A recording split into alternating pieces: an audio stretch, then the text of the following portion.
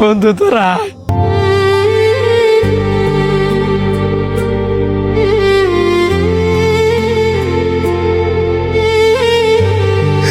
বাইরে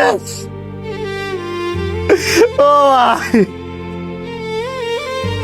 তুই এতটাই জঘন্যতম কাজ করলি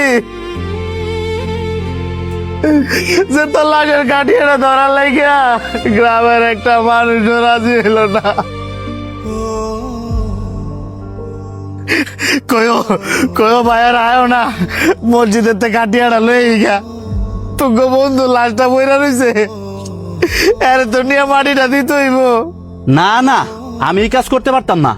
হ্যাঁ, আমার বন্ধু আসলে দেখে কিছে, হ্যাঁ একটা জুলুমকারী, আর জুলুমকারীরা তো আল্লাহ কি পছন্দ করে না। এই জুলুমকারীর লাশ আমি আমার কান্দ নিতে পারতাম না।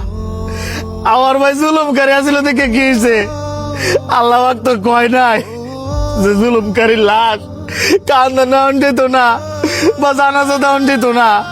আমনের কাইন্দেন না আছে, আমনের ভাই যা করছে, হ্যাঁ ভাবছে হ্যাঁ একলাই মানুষ আর আমরা গ্রামের সবাই পশু। আমি জানি আমার ভাই অনেক খারাপ মানুষ আছিল, তোমরা তো আর বন্ধু, তোমরা যদি গ্রামবাসীর মতন আমারে ফিরায় দাও, আমি কি একলা পারবো আমার ভাই লাশটা নিয়ে মাটি দিতাম? একটু আয়ো না, তোমার বন্ধু লাশটা নিয়ে মাটিটা দিয়েই। জানাজার নামাজ পড়তাম আইছি, এটাই অনেক।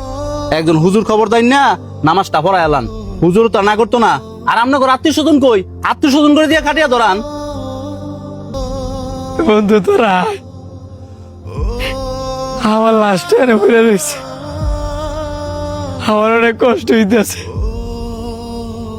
তোরা অত্যন্ত বন্ধু আয়।